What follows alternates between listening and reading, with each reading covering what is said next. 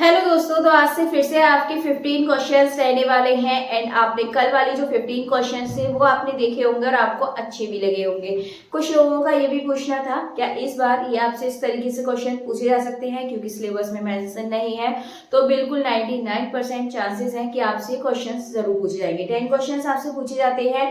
फिलहाल आपको ज्यादा इतना मेहनत करने की जरूरत नहीं पड़ेगी। इसमें लगभग आप 100 से 200 क्वेश्चंस देख लीजिएगा, इसका आपको आइडिया लग जाएगा। फैक्ट बेस्ड क्वेश्चन होते हैं तो आप आराम से इसको कर सकते हैं। तो जैसे मैंने आपको 15 क्वेश्चन कल कराए थे, 15 आपके आज रहने वाले हैं। इसी तरीके से मैं मुश्किल से आपको 5-6 वीडियो कराऊंगी जिसमें आपको 100 की समथिंग आपके क्वेश्चन मैं आपको करा दूंगी और आपको इससे बहुत अच्छा आइडिया लग जाएगा। तो चलिए फिर वीडियो को स्टार्ट करते हैं, एंड तक देखिएगा। एंड जो 15 क्वेश्चन है बताइएगा जरूर कि टोटल आपके कितने क्वेश्चन सही हुए हैं। साथ ही जो आपका क्वेश्चन नंबर 1 है इसका आंसर भी आप कमेंट बॉक्स में बता दीजिएगा एंड वीडियो के लास्ट में इसके आंसर को आप चेक भी कर लीजिएगा क्योंकि वीडियो के लास्ट में मैं इसका आंसर आपको समझा दूंगी। तो चलिए फिर आइए स्टार्ट करते हैं और देखते हैं क्वेश्चन नंबर 1। क्वेश्चन नंबर 1 आपके सामने है। क्वेश्चन नंबर 1 है, विज्ञान केंद्र की क्षेत्रीय यात्रा के लिए छात्रों को दिए गए निम्नलिखित सामान्य निर्देशों में से कौन सा असंबंधित है। 4 ऑप्शन आपके सामने हैं, दिमाग लगाइएगा। दोनों लैंग्वेज में आपको क्वेश्चन देखने के लिए मिल रहे हैं। अगर आप थोड़ा सा भी इसको डीपली सोचेंगे और अच्छे से बताएंगे आंसर तो आप बता सकते हैं कि इसका सही आंसर क्या है। तो चलिए बताइएगा जरूर। क्वेश्चन नंबर 2 की तरफ बढ़ते हैं। क्वेश्चन नंबर 2 है आपके सामने, प्राथमिक चरण के दौरान वृक्ष संरक्षण अवधारणाओं की समझ को बढ़ावा देने के लिए निम्नलिखित में से कौन सी गतिविधि अनुपयुक्त है, यानी कि उसका ज्यादा इसमें यूज नहीं है, बेकार है इसके लिए। तो ऑप्शंस आपके सामने है 4, किसके है, वृक्ष संरक्षण के लिए। अब वृक्ष संरक्षण के लिए आप देखेंगे तो यहाँ से आप पहले पॉजिटिव देखिए कौन से ऑप्शन है, तो उनको अलग रखिए, नेगेटिव को अलग रखिए, आंसर आपको मिल जाएगा। तो क्वेश्चन नंबर मतलब ऑप्शन नंबर ए देखें तो पेड़ों पर केंद्रित नारा लेखन प्रतियोगिता आयोजित करना, ये भी बिल्कुल सही है। ऑप्शन नंबर बी है, प्रत्येक छात्र को एक पेड़ गोद लेने की और उसको देखभाल करने के लिए प्रोत्साहित करना, बहुत सही है। अगर आप क्या करेंगे, एक गोद लेने के लिए पेड़ बोलेंगे और उसकी देखभाल करेंगे तो ऐसे इसका हम संरक्षण कर रहे हैं। अगर आप तीसरा देखें, बच्चों को लकड़ी का मतलब जो उसको इकट्ठा करके भंडार प्रदर्शित करना या फिर पेड़ों पर प्रकाश डालते हुए पोस्टर बनाने की प्रतियोगिता आयोजित करना, तो इसका जो आंसर है बहुत ज्यादा 99% जो आंसर है ये आपका ऑप्शन नंबर सी सही हो जाएगा क्योंकि ये जो विधि है ज्यादा आपके प्रयुक्त में नहीं है। तो ऑप्शन नंबर सी इसका सही आंसर हो जाएगा। चलिए नेक्स्ट क्वेश्चन की तरफ बढ़ते हैं। नेक्स्ट क्वेश्चन है, अनुभवात्मक शिक्षा में क्या शामिल है। ऑप्शन नंबर ए है, छात्रों की अधिगम की यात्रा का मार्गदर्शन करने वाला एक संरचित पाठ्यक्रम, सही बात है ये। एंड दूसरा है, एक शैक्षिक दर्शन इस विश्वास पर आधारित है कि सीखना प्रत्यक्ष अनुभवों के माध्यम से प्राप्त किया जाता है। अगर आप देखें तो ऑप्शन नंबर बी बहुत ज्यादा सही है। अगर सी देखें तो व्यवहारिक प्रयोग के माध्यम से सीखना, ये भी सही है। लगातार व्यवहारिक अनुप्रयोग के माध्यम से ज्ञान प्राप्त करना, वैसे ऑप्शन सही है। अगर आप ऑप्शन नंबर बी को देखें तो वो आपका ज्यादा सही है। इस वजह से जो ऑप्शन नंबर बी है आपका सही आंसर हो जाएगा। आपके ऐसे भी क्वेश्चन मिलेंगे जिसके आंसर आपको चारों ही ठीक लगेंगे देखने में, बट आपको वहां पर बहुत ज्यादा पॉजिटिव वाला आपको वहां से ऑप्शन उठाना है। 4 में जो सबसे अच्छा लगे, जो सबसे ज्यादा बेहतरीन हो सकता है वो ऑप्शन आपको वहां से उठाना है। चलिए फिलहाल इसका जो ऑप्शन नंबर बी है ये एकदम सही आंसर हो जाएगा। नेक्स्ट क्वेश्चन की तरफ बढ़ते हैं।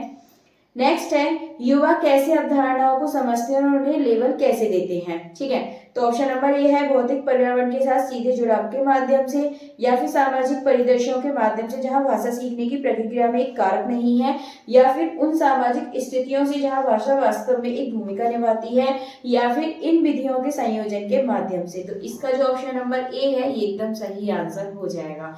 चलिए आगे बढ़ते हैं नेक्स्ट क्वेश्चन की तरफ। नेक्स्ट है, बच्चों में अधिगम कैसे होता है, मतलब अधिगम का मतलब सीखना, बच्चों में सीखने की प्रक्रिया कैसे होती है। ऑप्शंस हैं, जानकारी याद करके। अब याद करने वाले ऑप्शन को तो आपको बिल्कुल नेगलेक्ट करना है, मतलब हटाना है जहां पर भी याद करने वाला वर्ड आ जाए। तो ऑप्शन नंबर ए तो आपका होगा नहीं। ऑप्शन नंबर बी है, पाठ्य पुस्तकें पढ़ने के माध्यम से। सिर्फ और सिर्फ पाठ्य पुस्तक पढ़ने के माध्यम से नहीं होगा। कभी भी आपसे अगर बोले पाठ्य पुस्तक पढ़ने से तो किताबी ज्ञान के लिए हमेशा कभी भी इसके लिए नहीं करते हैं। एंड दूसरा आपको याद करके और एक पाठ्य पुस्तक, तो 2 चीज हटा दीजिए आप। तीसरा ऑप्शन है, शिक्षक के ज्ञान के प्रसारण के माध्यम से या फिर गतिविधियों और कार्यों में संलग्न होकर। अगर आप देखेंगे तो ऑप्शन नंबर डी आपका ज्यादा सही है। तो ऑप्शन नंबर डी आपका बिल्कुल सही आंसर हो जाएगा। चलिए आगे बढ़ते हैं। नेक्स्ट क्वेश्चन है, एक बच्चा वर्ग और आयत में अंतर करने में सक्षम नहीं है। वर्ग और आयत मतलब स्क्वायर एंड रेक्टेंगल, इन दोनों में सक्षम नहीं है अंतर करने में, तो उसे डिफरेंस पता नहीं चलता है। दोनों को एक सी ही आकृति वो समझता है और उन दोनों में एक ही श्रेणी में निर्दिष्ट करता है।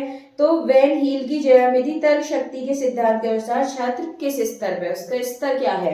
तो ऑप्शन नंबर ए है एक्सियोमेट्रिक स्तर, या फिर विश्लेषणात्मक स्तर, या फिर निगमन स्तर, या फिर चाक्षुषीकरण स्तर। तो ये जो ऑप्शन नंबर डी है विजुअलाइजेशन, ये इसका सही आंसर हो जाएगा, क्योंकि वो अपने मन में धारणा बना लेता है ऐसी, तो ये इस वाले स्तर पे है। तो ऑप्शन नंबर डी इसका सही आंसर हो जाएगा। चलिए आगे नेक्स्ट क्वेश्चन की तरफ बढ़ते हैं। नेक्स्ट है प्राकृतिक संख्याओं के योग की अवधारणा को प्रस्तुत करने के लिए निम्नलिखित में से कौन सा अनुक्रम उपयुक्त है? कौन सी किसके लिए? प्राकृतिक संख्याओं के योग की अवधारणा को प्रस्तुत करने के लिए। तो ऑप्शन ए है एक प्रासंगिक स्थिति के साथ एक अनुभव प्रदान करना, या फिर प्रतीकों का उपयोग करके स्थिति को दर्शाना, या फिर स्थिति को मौखिक बनाना, या फिर चित्रों के माध्यम से स्थिति को दर्शाना। चारों ही सब क्रम बताना है, ठीक है, आपको बताना है ये किस क्रम में लगेंगे। तो पहला होगा आपका ऑप्शन नंबर ए, फिर आएगा स्थिति को मौखिक बताना, फिर उसका चित्र बनाना, फिर उसके बाद उसको प्रतीकों का उपयोग करके स्थिति को दर्शाना। तो इस हिसाब से जो ऑप्शन नंबर बी है ए सी डी बी, ये इसका सही आंसर हो जाएगा।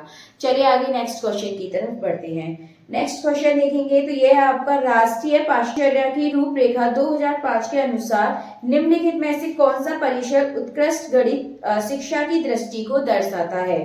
एक उच्च गुणवत्ता वाली गणित की शिक्षा वह है जिसमें कोई छात्र असफल नहीं होता। ऐसा नहीं है, जरूरी नहीं है कि सभी इसमें सफल हो जाएं। एक आपका गणित होता ही ऐसा सब्जेक्ट है, सबसे ज्यादा इसमें आपको प्रैक्टिस चाहिए। जितना आप इसमें असफल होते हैं उतना ही आप सीखने की इसमें कोशिश करते हैं। चलिए फिलहाल ऑप्शन बी की तरफ बढ़ते हैं, ये तो आपका होगा नहीं। बी है गणित की शिक्षा छात्रों को विभिन्न कैरियर विकल्प प्रदान करनी चाहिए, ये तो आपका सही है। बट सी देखते हैं, सभी छात्र गणित सीख सकते हैं और सभी छात्रों को गणित सीखने की जरूरत है, ठीक है। तो ये आपका ये सही है, मतलब जो सभी छात्र हैं उनके अंदर इतनी क्षमता होती है कि वो सभी लोग क्या कर सकते हैं, गणित को सीख सकते हैं, उनको सीखना भी चाहिए क्योंकि उनकी डेली लाइफ में भी काफी यूज है इस वजह से। तो ऑप्शन नंबर जो सी है ये इसका सही आंसर हो जाएगा। चलिए आगे नेक्स्ट क्वेश्चन की तरफ बढ़ते हैं। नेक्स्ट क्वेश्चन है, एक शिक्षिका ने अपने विद्यार्थियों से कहा कि वे अपने दैनिक जीवन में गणित का उपयोग करने वाली परिस्थितियों को नोट करने के लिए एक दैनिक गणित पत्रिका लिखें। इसका उद्देश्य क्या है, उनके कहने का उद्देश्य क्या है इस बात का? तो होने वाले निरीक्षण के लिए कक्षा को तैयार करना, या फिर विद्यार्थियों के कंप्यूटेशनल कौशल में सुधार करने में मदद करना, या फिर कक्षा की गणित को बाहरी दुनिया से जोड़ने में विद्यार्थियों की सहायता करना। तो ये आपका सही हो जाएगा। जब वो दैनिक जीवन से जोड़ रहे हैं तो इसका मतलब आप उसको बाहरी दुनिया से जोड़ रहे हैं। किताबी और जो आपका स्कूल है उसके ज्ञान से अलग आप बाहरी दुनिया से उसको जोड़ रहे हैं। तो इसका जो ऑप्शन नंबर सी है, कक्षा की गणित को बाहरी दुनिया से जोड़ने में विद्यार्थियों की सहायता करना, तो ये इसका सही आंसर हो जाएगा। चलिए आगे नेक्स्ट क्वेश्चन की तरफ बढ़ते हैं। नेक्स्ट है, गणित केवल अंकगणित नहीं है, दिए गए संदर्भ में निम्नलिखित में से कौन सा कथन सबसे उपयुक्त है? तो ऑप्शन ए है प्राथमिक स्तर पर केवल ज्यामितीय आकृतियों के पैटर्न पढ़ाने जाने चाहिए, तो ऐसा नहीं है। बीजगणित अंकगणित एक एक्सक्लूसिव है, या गणित की पाठ्य पुस्तक में ज्यामिति को एक अलग खंड के रूप में प्रस्तुत किया जाना चाहिए, या फिर ऑप्शन नंबर डी कहता है कि गणित के क्षेत्र जैसे आकार, स्थानिक समझ, माप, आंकड़ा प्रबंधन को गणित के पाठ्यक्रम में उचित स्थान दिया जाना चाहिए। तो ये बात बिल्कुल सही है, तो इसका जो ऑप्शन नंबर डी है ये आपका एकदम करेक्ट आंसर हो जाएगा। चलिए आगे अगले क्वेश्चन की तरफ बढ़ते हैं। नेक्स्ट है, निम्नलिखित में से कौन सी अवधारणा डायस ब्लॉक का उपयोग करके नहीं सिखाई जा सकती है? संख्याएं और स्थानीय मान, या फिर प्रायिकता, या फिर जोड़ना, या फिर घटाना। तो यह आपका जो प्रायिकता है एकदम बिल्कुल सही आंसर हो जाएगा। चलिए आगे बढ़ते हैं नेक्स्ट क्वेश्चन की तरफ। नेक्स्ट है आपके सामने, जब अंक के रूप में 6065 लिखने को कहा गया और छात्र ने इसे 665 लिख दिया, तो त्रुटि इसकी इसलिए हुई क्योंकि, मतलब क्यों हुई? लिखने को बोला उन्होंने 6065, बट उन्होंने मतलब बच्चे ने क्या लिखा 665, मतलब एक जीरो इसमें गायब है। ऐसा क्यों हुआ? क्योंकि बच्चे को अंक की समझ नहीं है। अंक की समझ है तभी उसने वहां पर जो 6065 है उसको वहां पर 66 मतलब 5 लिखा, वहां उसे अंक की पहचान तो है। इसका छात्र को कार्डिनल और ऑर्डिनल संख्याओं का अंदाजा नहीं है, ये भी है। अगर सी है ये एक परिचालन त्रुटि है या फिर विद्यार्थी ने स्थानीय मान की अवधारणा को नहीं समझा है। तो ये इसका सही है स्थानीय मान यानी कि प्लेस वैल्यू। तो उसे प्लेस वैल्यू के बारे में अभी पूरी तरीके से ज्ञान नहीं है, तो इसका जो ऑप्शन नंबर डी है ये इसका सही आंसर हो जाएगा। तभी वहां पर 0 की मिस्टेक हुई है। चलिए नेक्स्ट क्वेश्चन देखते हैं। नेक्स्ट है क्वेश्चन, जोड़ पर एक प्रश्न 234 प्लस 42 को हल करते हुए एक छात्र ने जोर से कहा यदि यह 40 होता तो ये 244, 254, 264, 274 होता, लेकिन ये 42 है इसलिए ये 274 में 2 प्लस कर देंगे तो 276 होगा। यदि 234 प्लस 42 का परिणाम 276 है तो छात्र द्वारा प्रयोग की जाने वाली रणनीति के लिए निम्नलिखित में से कौन सा कथन सही है। आप समझिए यहाँ पर छात्र की बात क्या है। मतलब एक नंबर है यहाँ पर, जैसे ये था आपका 234 प्लस 42 यहाँ पर प्लस करने के लिए बोला गया। अब ये प्लस करने के लिए कहा गया तो छात्र ने जोर से कहा अगर ये 40 होता, मान लीजिए 40 होता, अब 40 को छात्र ने क्या किया यहाँ पे इसको 10 पार्ट में ऐसे डिवाइड कर दिया, ठीक है, इस तरीके से 4 पार्ट में कर दिया। 234 में पहले उसने 10 प्लस किया, फिर कितना आ गया 244 आ गया, 244 में फिर उसने 10 को प्लस कर दिया तो कितना आ गया 254 आ गया, 254 में फिर से 10 प्लस करेंगे 264 आ गया, 264 में फिर से 10 प्लस करेंगे तो कितना आ गया 274, ठीक है। तो यहाँ पर ये कौन सा वाला मेथड, मतलब बच्चे ने ये वाला मेथड लगाया 10 करके प्लस किया। अब बोला 42 होता तो क्या करेंगे यहाँ पर 2 और प्लस कर दिए 276, इस हिसाब से आंसर आ जाएगा। मतलब बच्चे ने यहाँ पे क्या किया आपको ये बताना है ऑप्शन में। तो गणित की कक्षा में मौखिक कंप्यूटेशनल रणनीतियों को हतोत्साहित किया जाना चाहिए या फिर एक शिक्षक का काम बढ़ जाता है जब ऐसे तरीकों से हल किए प्रश्नों को ठीक किया जाता है, या फिर इस तरह के एल्गोरिदम विद्यार्थियों के वैचारिक ज्ञान के संकेतक नहीं है, या फिर ऑप्शन नंबर डी। तो अगर आप देखेंगे तो इस हिसाब से जो ऑप्शन नंबर डी है ये इसका बिल्कुल सही आंसर हो जाएगा। चलिए आगे नेक्स्ट क्वेश्चन की तरफ बढ़ते हैं। विद्यार्थी भागफल और शेष शब्दों से दुविधा में पड़ जाते हैं, मतलब कि भागफल और शेष इसमें उनको कंफ्यूजन हो जाता है। छात्रों की दुविधा को समाप्त करने के लिए निम्नलिखित में से कौन सी उपयुक्त रणनीति है। ऑप्शन है शिक्षक द्वारा ब्लैक बोर्ड पर कई भाग वाले प्रश्नों को दिखाना, या फिर विद्यार्थियों को वर्कशीट प्रदान करना और उन्हें इसका अभ्यास करने के लिए कहना, या फिर ठोस सामग्री का प्रयोग करना और विद्यार्थियों से उन्हें अलग अलग तरीकों से समूहित करने के लिए कहना तथा समूह के बारे में समूह और वस्तुओं की संख्या का निरीक्षण करना। तो ये सी एकदम सही हो जाएगा। तो जब उसको डेली लाइफ में इस तरीके से सिखाएंगे तो वो ज्यादा बेटर तरीके से सीख पाएगा। तो ऑप्शन नंबर सी एकदम सही आंसर हो जाएगा। चलिए लास्ट क्वेश्चन है, लास्ट एंड निम्नलिखित में से कौन गणित में योगात्मक आकलन की विशेषता नहीं है। यह टर्म के अंत में ली जाने वाली परीक्षा है, मतलब समेटिव, या फिर इसका प्रयोग ग्रेडिंग, प्रमोशन और प्लेसमेंट के लिए किया जाता है, या फिर बच्चों की ताकत और कमजोरी के निदान पर केंद्रित है। ये प्रतिक्रिया उन्मुख के बजाय उत्पाद उन्मुख है। अगर आप देखें सी तो ये ज्यादा सही हो जाएगा क्योंकि बच्चों की ताकत और कमजोरी का निदान केंद्रित है, यानी कि पता चलता है कि बच्चों की इसमें ताकत क्या है, कमजोरी क्या है, फिर उसका निदान किया जाता है। तो ऑप्शन नंबर सी इसका सही आंसर हो जाएगा।